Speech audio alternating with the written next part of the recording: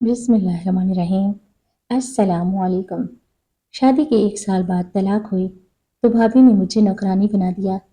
एक दिन भाभी का सूट इस्त्री से जल गया तो भाई ने गुस्से से मुझे बालों से पकड़ा और आधी रात को सड़क पर निकाल दिया।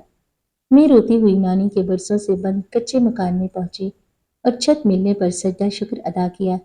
फिर सफाई करते हुए मेरा हाथ जमीन में दबी किसी सख्त चीज से टकराया। तजस्सुस में मिट्टी खोदी तो मेरी आंखें हैरत से फट पड़ी। शादी टूटने का दुख शायद वही समझ सकता है जिसने अपनी आंखों से अपने ख्वाबों को बिखरते देखा हो। मेरी शादी को सिर्फ 1 साल हुआ था जब मेरे शौहर ने मुझे तलाक दे दी। वजह क्या थी ये आज तक मेरी समझ में नहीं आया।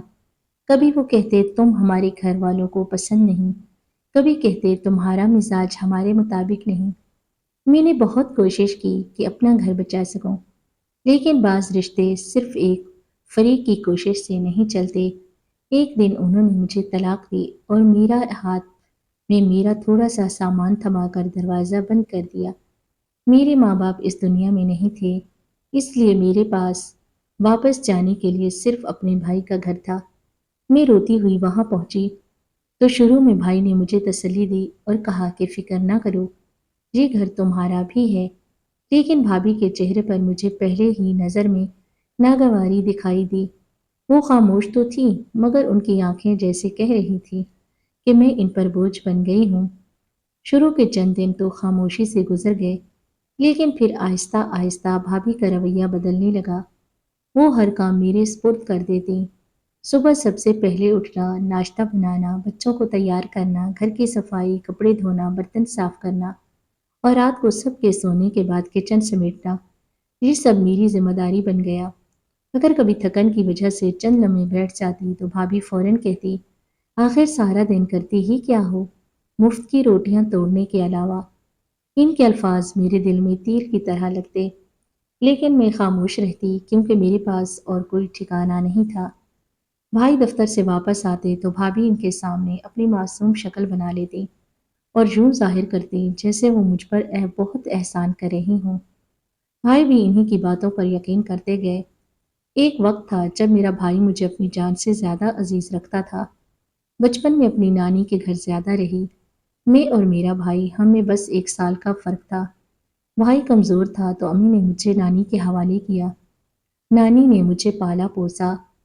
जब मेरी शादी की उम्र हुई तो मैं अपने वालिदैन के पास आ गई। जिस साल मेरी शादी हुई इसी साल नानी मुझे हमेशा के लिए छोड़कर चली गई। एक रात मैं शदीद बुखार में मुब्तला थी, जिस्म टूट रहा था, लेकिन फिर भी मैं किचन में खड़ी रोटियां बना रही थी। भाभी ने आकर कहा, कल मेरी सहेलियां आ रही हैं, सुबह जल्दी उठकर पूरा घर चमक जाना चाहिए। मैंने हिम्मत करके कहा, भाभी तबीयत बहुत ख़राब है, शायद डॉक्टर के पास जाना पड़े। तो वो फौरन बोली, ड्रामे मत करो, तुम्हें काम से भागने की आदत पड़ गई है। मैं खामोश हो गई क्योंकि मेरी खामोशी ही मेरी किस्मत बन चुकी थी। अगले दिन भाभी की सहेलियां आईं। वो सब कीमती कपड़ों और जेवरात में मलबूस थीं। मैं किचन में खड़ी इनके लिए चाय और खाने का इंतजाम कर रही थी। तभी मैंने सुना एक औरत पूछ रही थी, ये कौन है? भाभी ने हंसते हुए जवाब दिया, दूर की रिश्तेदार है, कुछ दिन के लिए हमारे पास रह रही है। मेरे हाथ कांप गए क्योंकि वो जानबूझकर मुझे अपनी नंद कहने से शर्मा रही थी, जैसे मैं कोई बोझ या शर्मिंदगी का बायस हूँ। वक्त गुजरता गया और मेरी हालत एक नौकरानी से भी बदतर हो गई। कभी बच्चों का कसूर भी मेरे सर डाल दिया जाता, कभी किसी चीज के गुम होने का इल्जाम मुझ पर लगा दिया जाता। एक दिन भाभी ने नया सूट खरीदा। वो हर आने जाने वाले को दिखा रही थी। शाम को उन्होंने वो सूट मेरे हाथ में पकड़ाते हुए कहा, इसे अच्छी तरह इस्त्री कर देना, कल एक तकरीब में पहनना है। मैं इस्त्री करने लगी, लेकिन उसी वक्त भाभी का छोटा बेटा चीखता हुआ आया और मेरे पाँव से लिपट गया। स्त्री एक लम्हे के लिए कपड़े पर ज्यादा देर ठहर गई और सूट का एक हिस्सा जल गया। मेरा दिल धक से रह गया। मैंने फौरन स्त्री उठाई, लेकिन नुकसान हो चुका था। भाभी ने जब सूट देखा तो जैसे कयामत आ गई। उन्होंने घर सर पर उठा लिया। वो चीख चीख कर कहने लगी, तुमने जानबूझकर किया है, तुम मुझसे जलती हो, तुम्हें मेरी खुशी बर्दाश्त नहीं। मैं बार बार माफी मांग रही थी, लेकिन वो ना मानी। رات کو جب بھائی گھر آئے تو بھابھی نے روتے ہوئے انہیں ساری کہانی سنائی، لیکن حقیقت سے کہیں زیادہ بڑھا چڑھا کر۔ انہوں نے کہا، میں نے تمہاری بہن کو گھر دیا، کھانا دیا، عزت دی، لیکن یہ بدلے میں میرے کپڑے جلا رہی ہے۔ بھائی کا چہرہ غصے سے سرخ ہو گیا۔ میں نے بہت سمجھانے کی کوشش کی کہ غلطی سے ہوا ہے، لیکن انہوں نے ایک لفظ بھی نہ سنا۔ اچانک وہ میری طرف بڑھے اور میرے بالوں سے پکڑ کر شدید درد سے میری چیخ نکل گئی۔ وہ مجھے گھسیٹتے ہوئے دروازے تک لے گئے اور غصے سے بولے، تم نے میری زندگی عذاب بنا دی ہے، نکل جاؤ یہاں سے۔ میں روتی رہی، منتیں کرتی رہی کہ آدھی رات ہے، کہاں جاؤں گی، لیکن ان کے دل پر کوئی اثر نہ ہوا۔ اگلے ہی لمحے گھر کے باہر سڑک پر کھڑی تھی، دروازہ میرے منہ پر بند ہو چکا تھا۔ سرد رات تھی، آسمان پر بادل تھے اور سڑک تقریباً سنسان تھی۔ میں دیر تک دروازہ کھٹکھٹاتی رہی، لیکن کسی نے دروازہ نہ کھولا۔ آخر کار میں تھک کر سڑک کے کنارے بیٹھ گئی۔ میرے آنسو رکنے کا نام نہیں لے رہے تھے۔ اس وقت مجھے اپنی ماں باپ بہت یاد آئے۔ اگر وہ زندہ ہوتے تو شاید آج میرا یہ حال نہ ہوتا۔ کافی دیر بعد میں نے خود کو سنبھالا اور سوچنے لگی کہ اب کہاں جاؤں۔ تب اچانک مجھے اپنی نانی کا پرانا کچا مکان یاد آیا۔ وہ مکان برسوں سے بند پڑا تھا۔ نانی کے انتقال کے بعد وہاں کوئی نہیں گیا تھا۔ گاؤں کے کنارے موجود وہ مکان تقریباً سب کی یادوں سے محو ہو چکا تھا۔ میں نے فیصلہ کیا کہ وہیں چلی جاتی ہوں، کم از کم سر چھپانے کو جگہ تو مل جائے گی۔ میں پیدل چلتی رہی، راستہ لمبا تھا، لیکن میرے پاس کوئی راستہ بھی نہیں تھا۔ فجر کے قریب میں گاؤں میں پہنچی۔ نانی کا مکان واقعی ویران پڑا تھا۔ دیواروں پر مٹی جمی ہوئی تھی، دروازے پر زنگ لگا تھا، صحن میں جھاڑیاں اگائی تھیں۔ کپکپاتے ہاتھوں سے میں نے دروازہ دھکیلا۔ کافی کوشش کے بعد وہ چرچراتی آواز کے ساتھ کھل گیا۔ اندر اندھیرا اور گرد تھی، لیکن میرے لیے وہ جگہ کسی محل سے کم نہیں تھی۔ میں صحن میں کھڑی ہو کر دیر تک ارد گرد دیکھتی رہی، پھر بے اختیار میری آنکھوں سے آنسو بہنے لگے۔ میں زمین پر سجدے میں گر گئی۔ میں نے اللہ کا شکر ادا کیا کہ کم از کم میرے پاس ایک چھت تو ہے۔ وہ چھت چاہے ٹوٹی پھوٹی ہی تھی، لیکن تھی تو صحیح۔ کچھ دیر بعد میں نے مکان صاف کرنا شروع کیا، جھاڑو ڈھونڈی اور گرد ہٹانے لگی۔ ہر چیز پر وقت کی موٹی تہ جم چکی تھی۔ میں ایک کمرے سے دوسرے کمرے تک جاتی رہی۔ دوپہر تک میں تھک چکی تھی، لیکن دل میں عجیب سکون تھا۔ یہ جگہ میری اپنی تھی، یہاں کوئی مجھے تانے دینے والا نہیں تھا۔ میں صحن کے کونے کی صفائی کر رہی تھی کہ اچانک میرے ہاتھ میں پکڑی ہوئی لکڑی کی زمین سے لکڑی زمین سے کسی سخت چیز سے ٹکرائی۔ ٹھک کی آواز سن کر میں رک گئی۔ پہلے مجھے لگا شاید کوئی پتھر ہو، لیکن آواز کچھ مختلف تھی۔ میں گھٹنوں کے بل بیٹھی اور تجسس سے مٹی ہٹانے لگی۔ جو جو مٹی ہٹتی گئی، میری بے چینی بڑھتی گئی۔ چند منٹ بعد ایک پرانا لوہے کا ڈبہ نظر آنے لگا۔ میرا دل زور زور سے دھڑکنے لگا۔ میں نے کانپتے ہاتھوں سے مزید مٹی ہٹائی۔ جب پورا ڈبہ نے باہر نکالا تو حیرت سے میری آنکھیں پھیل گئیں، کیونکہ وہ عام ڈبہ نہیں تھا، بلکہ کسی نے اسے بہت احتیاط سے زمین میں دفن کیا تھا۔ مجھے بالکل اندازہ نہیں تھا کہ اس کے اندر کیا ہے۔ میں کچھ لمحے تک اس لوہے کے ڈبے کو گھورتی رہی۔ دل اتنی تیزی سے دھڑک رہا تھا جیسے سینے سے باہر نکل آئے گا۔ میرے ہاتھ مٹی سے بھرے ہوئے تھے اور ماتھے پر پسینہ تھا۔ حالانکہ موسم زیادہ گرم نہیں تھا۔ میں نے ڈبے کو دونوں ہاتھوں سے اٹھایا، کمرے کے اندر لے آئی۔ ڈبہ کافی بھاری تھا، اس پر زنگ جم چکا تھا، تالا بھی بہت پرانا لگ رہا تھا۔ میں نے پہلے ہاتھ سے کھولنے کی کوشش کی، لیکن وہ نہ کھلا۔ پھر صحن سے ایک پتھر اٹھایا اور آہستہ آہستہ تالا توڑنے لگی۔ کافی دیر کی محنت کے بعد تالا ٹوٹ گیا۔ میرا دل عجیب سی بے چینی میں مبتلا تھا۔ میں نے آہستہ سے ڈھکن اٹھایا اور اگلے ہی لمحے حیرت سے میری سانس رک گئی۔ ڈبے کے اندر پرانے کپڑوں میں لپٹی ہوئی کی چیزیں رکھی تھیں۔ سب سے اوپر ایک کپڑے کی ایک پوٹلی تھی۔ میں نے اسے کھولا تو اس میں سونے کے چند پرانے زیورات تھے، ایک ہار، دو کنگن اور کچھ سکے۔ میں چند لمحے انہیں دیکھتی رہی۔ مجھے یقین نہیں آ رہا تھا کہ برسوں سے بند اس مکان میں ایسی چیزیں بھی موجود ہو سکتی ہیں، لیکن اصل حیرت ابھی باقی تھی۔ زیورات کے نیچے ایک موٹی سی فائل اور کچھ پرانے کاغذات رکھے تھے۔ میں نے فائل نکالی اور گرد صاف کی۔ فائل کے پہلے صفحے پر میری نانی کا نام لکھا ہوا تھا۔ میں جلدی جلدی صفحات پلٹنے لگی۔ شروع میں تو مجھے کچھ سمجھ نہیں آیا، لیکن پھر آہستہ آہستہ حقیقت سامنے آنے لگی۔ وہ کاغذات ایک زمین کے تھے، گاؤں سے کچھ فاصلے پر کئی ایکڑ زرعی زمین نانی کے نام پر موجود تھی۔ میں حیران رہ گئی کیونکہ اپنی پوری زندگی میں نے کبھی کسی کو اس زمین کا ذکر کرتے نہیں سنا تھا۔ میں نے بار بار کاغذات پڑھے، نام پتہ اور سب واضح تھی۔ اسی دوران ایک پرانے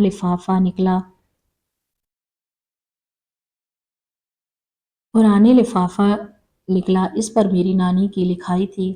میرے ہاتھ کانپنے لگے، میں نے لفافہ کھولا اور خط نکالا۔ خط کافی پرانا ہو چکا تھا لیکن الفاظ اب بھی پڑھے جا سکتے تھے۔ نانی نے لکھا تھا، اگر یہ ڈبہ کسی اپنے کے ہاتھ لگے تو وہ جان لے کہ یہ زمین ان کی آخری جمع پونجی ہے۔ انہوں نے لکھا تھا کچھ رشتہ دار اس پر قبضہ کرنا چاہتے تھے، اس لیے انہوں نے اصل کاغذات چھپا دیے تھے۔ آخر میں ایک جملہ لکھا تھا جسے پڑھ کر میری آنکھیں بھر آئیں۔ انہوں نے لکھا تھا کہ یہ سب میری نواسی کا ہے جسے میں نے پالا تھا۔ میں خط سے سینے لگا کر رونے لگی۔ ایسے لگا جیسے برسوں پہلے دنیا سے جانے والی نانی آج بھی میرا خیال رکھ رہی ہو۔ جس دن میرے اپنے بھائی نے مجھے گھر سے نکالا تھا، اسی دن اللہ نے میرے لیے ایک اور دروازہ کھول دیا۔ اگلے کئی دن میں انہی کاغذات کو سمجھنے کی کوشش کرتی رہی۔ میں قانونی معاملات سے واقف نہیں تھی، مجھے ڈر بھی تھا کہ کہیں میں غلطی نہ کر بیٹھوں۔ آخر ایک دن میں گاؤں کے ایک معمر شخص کے پاس گئی جو میرے نانا کو جانتے تھے۔ میں نے انہیں تمام کاغذات دکھائے۔ انہوں نے کافی دیر تک سب کچھ غور سے دیکھا، پھر حیرانی سے میری طرف دیکھنے لگے۔ انہوں نے کہا، بیٹی، اگر یہ کاغذات اصلی ہیں تو یہ زمین بہت قیمتی ہے۔ میرا دل زور سے دھڑکا۔ میں نے پوچھا، کتنی قیمتی؟ انہوں نے کیسی رقم بتائی جسے سن کر میرے ہوش اڑ گئے۔ وہ رقم میرے تصور سے بھی کہیں زیادہ تھی۔ میں نے اپنی پوری زندگی میں اتنے پیسے ایک ساتھ کبھی نہیں سوچے تھے، لیکن مسئلہ یہ تھا کہ زمین پر برسوں سے ایک بااثر آدمی قابض تھا۔ گاؤں میں سب اس سے ڈرتے تھے۔ اس کا خیال تھا کہ اصل مالک کوئی وارث باقی نہیں رہا۔ جب اسے پتہ چلا کہ میرے پاس اصل کاغذات موجود ہیں تو اس نے مجھے ڈرانے کی کوشش شروع کر دی۔ ایک شام جب میں بازار سے واپس آ رہی تھی تو دو آدمی میرے راستے میں کھڑے ہو گئے۔ ان میں سے ایک نے کہا، بہتر ہے وہ تو کاغذات بھول جاؤ ورنہ نقصان اٹھاؤ گی۔ میرے قدم لرز گئے لیکن میں نے خود کو سنبھالا اور وہاں سے چلی آئی۔ رات بھر مجھے نیند نہیں آئی۔ میں اکیلی عورت تھی، نہ کوئی سہارا تھا نہ کوئی محافظ۔ لیکن پھر میں نے سوچا کہ جب اللہ نے مجھے یہ راستہ دکھایا ہے تو وہی میری حفاظت بھی کرے گا۔ میں نے ہمت نہیں ہاری۔ اگلے دن قریبی شہر جا کر ایک وکیل سے ملاقات کی۔ وہ ایک ایماندار آدمی تھا۔ اس نے تمام کاغذات دیکھے اور کہا، کیس مضبوط ہے۔ اگر دستاویزات کی تصدیق ہو گئی تو زمین قانونی طور پر میری ملکیت ثابت ہو سکتی ہے۔ یہ سن کر میرے دل میں امید جاگ اٹھی۔ چند ہفتے کاغذی کارروائی میں گزر گئے۔ میں ہر روز دعائیں مانگتی، کبھی کبھی پرانی یادیں ستاتی۔ بھائی کا رویہ یاد آتا تو دل ٹوٹ جاتا۔ مجھے یقین نہیں آتا تھا کہ جس بھائی نے بچپن میں مجھے کندھوں پر بٹھایا تھا وہی ایک دن مجھے آدھی رات کو سڑک پر پھینک دے گا۔ اسی دوران ایک دن اچانک بھائی میرے دروازے پر آ گیا۔ میں اسے دیکھ کر ساکت رہ گئی۔ اس کے ساتھ بھابھی بھی تھی، وہی بھابھی جو مجھے مفت کی روٹیاں توڑنے والی کہتی تھی۔ ان کے چہروں پر آج عجیب سی نرمی تھی۔ بھائی نے اندر آ کر کہا، کیسی ہو بہن؟ میں خاموش رہی۔ اس نے نظریں جھکا لیں، پھر بولا، مجھے اپنی غلطیوں کا احساس ہو گیا ہے، گھر واپس آ جاؤ۔ میں جانتی تھی کہ یہ اچانک محبت کیوں جاگی۔ گاؤں میں زمین والی بات پھیل چکی تھی۔ میں نے پہلی بار مضبوط لہجے میں کہا، میں ٹھیک ہوں اور اپنے گھر میں ہوں۔ بھابھی فوراً بولی، ہم تو ہمیشہ تمہارا بھلا چاہتے تھے۔ میرے دل میں تلخی ابھر آئی لیکن میں نے کوئی بحث نہیں کی۔ کچھ دیر بعد وہ دونوں واپس چلے گئے۔ ان کے جانے کے بعد میں دیر تک سوچتی رہی، اگر میرے پاس وہ کاغذات نہ ہوتے تو کیا یہ لوگ مجھے لینے آتے؟ جواب مجھے معلوم تھا۔ چند دن بعد سرکاری ریکارڈ سے تصدیق آ گئی۔ تمام کاغذات اصلی تھے، زمین واقعی میری نانی کی ملکیت تھی۔ یہ خبر سن کر میری آنکھوں سے آنسو بہنے لگے، لیکن یہ آنسو غم کے نہیں بلکہ شکر کے تھے۔ مجھے یوں محسوس ہوا جیسے اللہ نے میری ٹوٹی ہوئی زندگی کو دوبارہ جوڑنا شروع کر دیا ہو۔